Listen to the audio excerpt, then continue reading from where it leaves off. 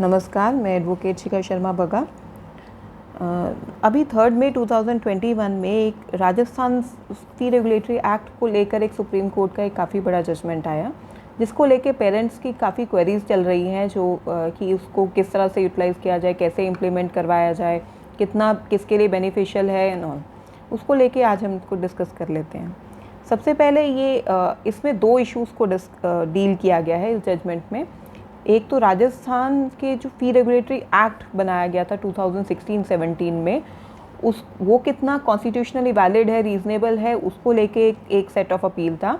और दूसरा set of appeal था जो पेंडेमिक के टाइम पे स्टेट गवर्नमेंट ने उनकी प्राइवेट स्कूल्स की फ़ीस को रिड्यूस किया गया है, उसको चैलेंज करते हुए ये था।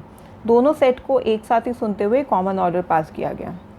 अब जो फर्स्ट सेट था जिसमें कि राजस्थान फ़ी रेगुलेटरी एक्ट 2016 को चैलेंज किया गया था, उसको पहले समझ लेते हैं। उसमें ये था क्या, राजस्थान फ़ी रेगुलेटरी एक्ट में क्या हुआ, क्योंकि 2016 से पहले किसी भी तरह का कोई कंट्रोल नहीं था स्टेट गवर्नमेंट का भी इन प्राइवेट स्कूल्स को लेके, तो इनकी फ़ीस को लेकर। तो जब पेरेंट्स से काफ़ी उसको प्रोटेस्ट किया गया, तो तब एक स्टेट गवर्नमेंट ने एक लॉ निकाला जिसमें कि पेरेंट्स को एम्पावर किया। स्कूल लेवल के ऊपर एक स्कूल लेवल फ़ी रेगुलेटरी कमेटी बनाई गई, SLFC, स्कूल फ़ी रेगुलेटरी कमेटी, जिसमें कि 5 पेरेंट्स रहेंगे। 10 मेंबर की एक कमेटी है, 5 पेरेंट्स, 3 टीचर्स, 1 प्रिंसिपल और 1 स्कूल मैनेजमेंट कमेटी का मेंबर। तो ये 10 लोग मिलकर उस फ़ीस की जो डिसाइड किया गया है स्कूल मैनेजमेंट ने, उसको जस्टिफाई करेंगे कि whether this is okay, reasonable और नॉट। और उसको वहाँ पर अगर वो SLFC आपको डिसीज़न दे देती है कि ठीक है, तो वो फ़ीस आप 3 साल के लिए, अगले 3 साल के लिए फ़िक्स हो जाएगी। और उसके बाद स्कूल लेवल फ़ी कमेटी की अगर किसी भी डिसीज़न को लेके कोई भी एग्री होता है, तो वो डिस्ट्रिक्ट लेवल की फ़ी कमेटी के ऊपर जा सकता है, अपील फाइल कर सकता है। और उसके बाद उसके ऊपर स्टेट लेवल की कमेटी है। तो एक ग्रीवेंस रिड्रेसल का भी मैकेनिज़्म था। स्कूल्स ने ये कहते हुए कि ये जस्टिफाइड नहीं है, हमारी ऑटोनॉमी जो हमें फंडामेंटल राइट है हमारा 19(1) का, उसको ये स्नैच करता है, उसको वायलेट करता है। पेरेंट्स जो है, क्योंकि पेरेंट्स को किस तरह से सिलेक्ट किया जाता है, 5 पेरेंट्स को आपको सेलेक्ट करना है थ्रू ड्रॉ ऑफ लॉट। अगर 5 विलिंग पेरेंट्स जितने भी हैं स्कूल के, उनको बोला जाएगा, और विलिंग पेरेंट्स जो हैं आएंगे। अगर 5 से ज़्यादा विलिंग पेरेंट्स हैं तो उसमें से ड्रॉ ऑफ लॉट निकाल के 5 लोगों को सेलेक्ट कर लिया जाएगा ड्रॉ ऑफ लॉट से। तो स्कूल का मानना है कि ये जो पेरेंट्स ड्रॉ ऑफ लॉट से सिलेक्ट होंगे, तो उसमें स्कूल कोई फाइनेंशियल एक्सपर्ट नहीं होगा, किसी को अकाउंट्स की नॉलेज नहीं होगी, तो इस तरह से वो कैसे जो है उसको स्कूल की फ़ीस को जस्टिफाई कर सकते हैं। और ये पेरेंट्स का काम नहीं है, ये तो स्कूल मैनेजमेंट का काम है, स्कूल की ऑटोनॉमी है। उसमें से कुछ ऐसे पेरेंट्स भी इलेक्ट हो जाएंगे जो कि EWS पेरेंट हैं, और जो पेरेंट खुद फ़ीस नहीं दे रहा है तो वो कैसे फ़ीस को सेलेक्ट करेगा। फिर पेरेंट्स क्यों चाहेगा कि स्कूल की डेवलपमेंट हो, स्कूल आगे ग्रो अप करे। तो ये सारे डिसीजन तो मैनेजमेंट का है, इसलिए मैनेजमेंट हैज़ टू डिसाइड। ये पेरेंट्स को, ये पेरेंट की कमेटी को डिसाइड नहीं करना चाहिए। इन इश्यूज़ को देखते हुए, समझते हुए, सारी आर्गूमेंट को सुनने के बाद सुप्रीम कोर्ट ने भी ये डायरेक्शन दिया कि क्योंकि राइट टू एजुकेशन एक्ट आने के बाद ये एक्ट कहीं से भी कोई अनकॉन्स्टिट्यूशनल नहीं है, जस्टिफाइड है, रीज़नेबल है, अपील करने की आपके पास पावर है। पेरेंट्स क्योंकि एक स्टेक होल्डर हैं, तो उनका भी उतना ही राइट है उस फीस स्ट्रक्चर में, उस स्कूल में, स्कूल की फ़ी को रेगुलेट करने में, जितना कि मैनेजमेंट का है। इसलिए कहीं से भी अनकॉन्स्टिट्यूशनल नहीं है। अब आ जाती है दूसरा सेट के लिए, जो पैंडेमिक में डायरेक्टर एजुकेशन ने, स्टेट गवर्नमेंट ने कुछ ऑर्डर्स पास किए। अब जैसे अप्रैल में न्यू सेशन स्टार्ट हुआ, लॉकडाउन था, क्लासेस हो नहीं पा रही थी, तो वहाँ की स्टेट गवर्नमेंट ने एक डायरेक्शन, एक जनरल पास कर दिया कि 3 महीने आप फ़ीस मत लीजिए कोई भी स्कूल। और ये क्योंकि सब पेरेंट डिफ़िकल्टी में हैं, सब लोग डिफ़िकल्टी में हैं, तो इसलिए 3 महीने की फ़ीस आप बाद में नेक्स्ट इंस्टॉलमेंट में करके आप पेरेंट्स से ले लेना।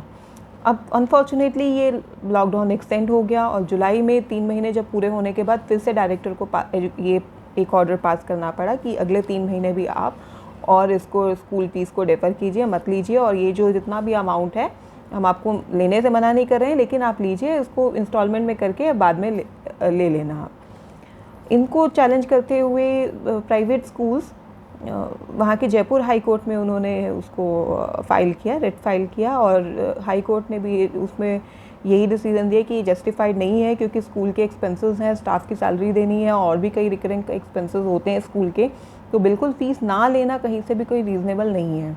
तो स्टेट गवर्नमेंट को ये भी डायरेक्शन दे दिया कि आप कोई रीज़नेबल अमाउंट जो है फ़िक्स करके डिसाइड कर लीजिए कि कितनी फ़ीस स्कूल को लेनी चाहिए और कितनी नहीं लेनी चाहिए। स्टेट गवर्नमेंट ने उसके बाद ये सोचते हुए ये डायरेक्शन पास किया कि जो स्टेट बोर्ड के स्कूल्स हैं, स्टेट बोर्ड से जो एफिलिएटेड स्कूल्स हैं, उनको 60%, क्योंकि उनका सिलेबस उन्हें पढ़ाना पड़ा है, हमने 40% उनका सिलेबस कम कर दिया, इसलिए वो 60% फ़ीस ले सकते हैं।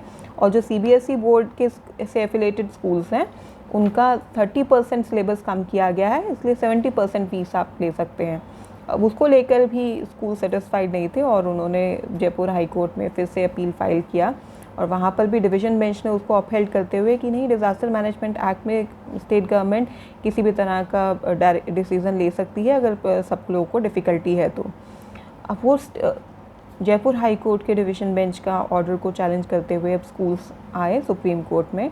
सुप्रीम कोर्ट ने अनफॉर्चुनेटली उसको ये बोला कि ये डिज़ास्टर मैनेजमेंट एक्ट में कहीं भी किसी भी तरह से स्कूल फ़ीस डिफ़ाइन नहीं है, कहीं आता नहीं है, ना ही एपिडेमिक एक्ट में आता है, और फ़ी रेगुलेटरी एक्ट में भी जो है उसमें पेरेंट्स को एम्पावर किया गया, स्टेट गवर्नमेंट का कोई रोल नहीं है फ़ी को कंट्रोल करने का। इसलिए ये जो ऑर्डर पास किया गया था डायरेक्टर का, वो एक अनरीजनेबल ऑर्डर था, विदाउट देयर जुरिसडिक्शन था और over reaching of their power था।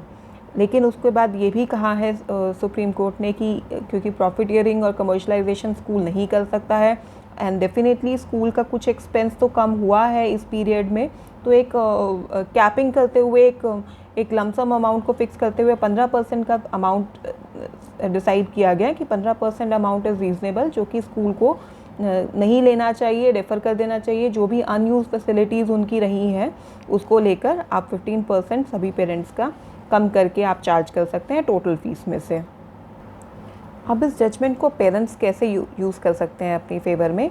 राजस्थान के प्राइवेट स्कूल्स में जिनके बच्चे पढ़ रहे हैं, वो अपने स्कूल्स में जहाँ 100% वो फ़ीस दे चुके हैं, वहाँ पर वो इस सुप्रीम कोर्ट के ऑर्डर को कोट करते हुए अपने अपने स्कूल से 15% का रिबेट मांग सकते हैं, उसको नेक्स्ट ईयर में एडजस्ट करा सकते हैं। बिकॉज़ ये जो ऑर्डर पास किया गया है, सुप्रीम कोर्ट ने क्लियर कहा है कि ये सिर्फ हम 2021 को ध्यान में रखते हुए सिर्फ 2021 के लिए पास कर रहे हैं 15% फ़ीस रिड्यूस करने का। उसके आगे जो है वो स्कूल लेवल फ़ी कमेटी डिसाइड करेगी, और इसलिए नेक्स्ट इस सेशन का 2021 का तो हम 15% फ़ीस रिडक्शन का नेक्स्ट सेशन में मांग सकते हैं अगर आपने पूरा पे कर दिया है तो।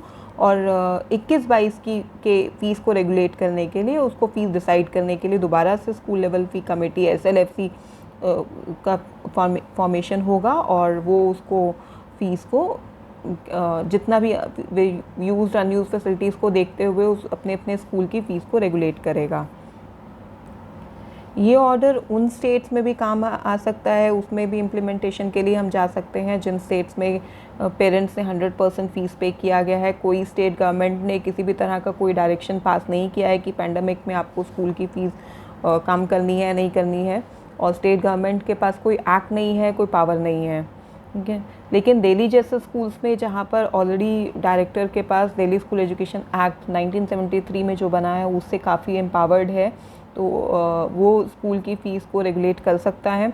तो इसलिए यहाँ पर ये राजस्थान का जो जजमेंट है कुछ ज़्यादा इम्पैक्ट नहीं कर पाएगा, पेरेंट को बहुत ज़्यादा हेल्प नहीं कर पाएगा। इससे तो बेटर एडवांटेजेस पोजीशन पे वो स्टेट्स हैं जहाँ पर ऑलरेडी स्टेट लॉज हैं। Hope you find it good enough कि आपकी कुछ क्वेरीज इसमें से सॉर्ट आउट हुई होंगी। Thank you so much.